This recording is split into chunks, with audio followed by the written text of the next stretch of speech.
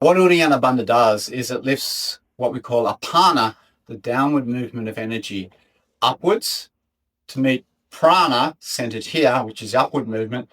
Those two come together at samana. Okay, this is the responsible for digestion and metabolism. It has a heat in itself. When those two come together, it creates a greater heat.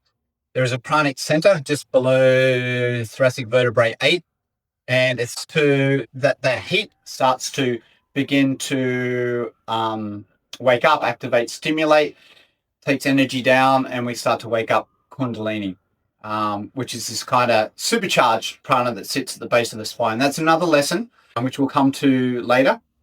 Now, very importantly, to finish up, contraindications. If you have hernia, if you have any inflammation in the gut area, if you had any recent operations here, if you're pregnant, it's advisable not to do this practice, or seek out your teacher, someone that's experienced in it, and then get advice first before you begin to put it in place. Also, high blood pressure, if it's not controlled, it's something that you don't want to do this practice. Again, go and see your teacher. Enjoy. You only get benefits in anything if you practice it. So practice, practice, practice. We'll see you for Nali next time. Namaste.